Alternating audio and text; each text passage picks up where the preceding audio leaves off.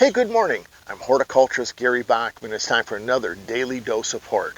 Well, this is part 3 of our, exciting EarthBox series here, where the other day, for our first segment, we showed all the parts and pieces of an EarthBox. Yesterday, we went ahead and, for part 2, and filled it with the potting mix and put the dolomite in there and put the fertilizer strip in. Now today, we're going to finish it off and put the, call it the shower cap on and go ahead and plant it. Now, I've told you I like the earth boxes because it's a sub-irrigated container and the water wicks up into this mix and it keeps the root zone in a very hydrated state, and it works fantastic when it's hot out, when plants really need that water. Now, let's go ahead and put the shower cap on. The shower cap is basically a piece of plastic that fits over the top of the earth box. And here I'm going to show you. And there's various materials that can be used with this. I use this is called row cover, and you can get it at like Gardener Supply or Greenhouse Supplies. And this is a material that commercial growers use, like for vegetables in the field, and it helps keep the weeds down, helps with irrigation. So, and what we need to do, because it comes in 4-foot rolls here. I buy it in 4-foot rolls. I cut the rolls in half because we only need a 2-foot wide piece of plastic. But then we have this flat plastic that needs to stay on the earth box. And so by tying the corners up like this, and notice how easy this is to move around on the casters, right?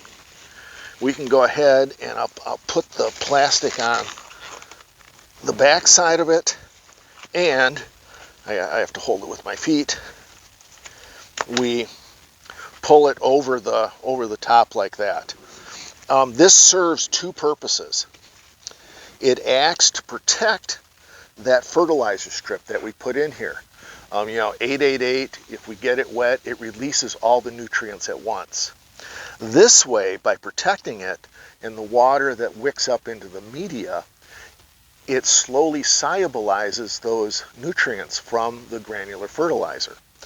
And so in effect, that 888 that we put down becomes a slow release fertilizer, and it's releasing those nutrients over up to a 3-month period, which is pretty cool. And it's another reason why we did the mix, if you remember yesterday, kind of higher in the middle like a loaf of bread, and that helps shed water off of the system. So now what we got to do here, we have to pop some holes into the cover here to plant in, and I could just cut them with a scissors or a box cutter. I want round holes, so I'm going to use a copper fitting here that's just the right size. So give me just a second here.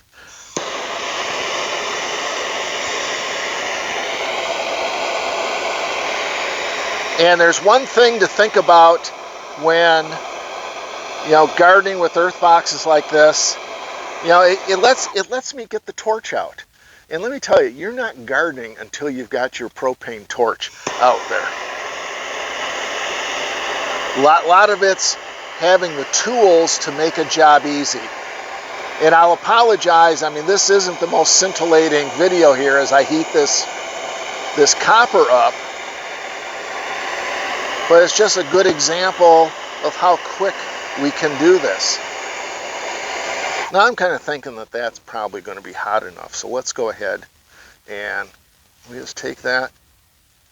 That's why I do the copper fittings, okay? And I'm going to pop 4 holes in here because we're going to plant basil in this box. Okay. It's neat, it's tidy, that's why I like to do it. Now we also have to cut a hole for the reservoir tube. I like to do the we could do a box cutter and do that. I like to use the torch for that because this is kind of fun, because I'm just going to go boom, and it's done. And look, it's boys and their toys, right? So anyways, now to go ahead and plant these, because we've got um, which ones? Oh, dark opal basil. We need to pop holes in there. We have to push holes in the mix. So, like I said, I could use my hands, but I'm going to use what is my favorite tool? The Max bit, okay? Mississippi made, and we just push that in like this and turn. I'm not going to blow mix all over the place here today. But what that makes, if you want to put the camera in there, Kate, see, that just makes a perfect little planting hole. And I'll show you why that's important. Oops. And see, I went a little faster, push the mix out. It happens. The Max bit you can get at the Max bit, and I believe it's also available on Amazon too. But I can take now these dark opal basils, pop them out, and look at this. That's planted. The things that I use with these earth boxes over the years, it's all about making it easy. I don't know if I've told everybody, but I have 136 of these. So if I don't have shortcuts and easy ways to do things, it would just take me forever to do any gardening, and that's not fun. That's not very enjoyable. But we can do that. I don't have to put fertilizer in because we've got the fertilizer strip. And I'm going to go hook this up to some irrigation. This is going to be out in the driveway. It's going to be part of the little free garden. And that's 1, 2, 3 segments on how to set up and how to plant an earth box. If you got any questions, email them to me. You guys have been great with the questions here the last couple days. And I'll try to answer them. And with that, thanks for joining me this morning, and I hope to see you tomorrow for another Daily Dose of Hort.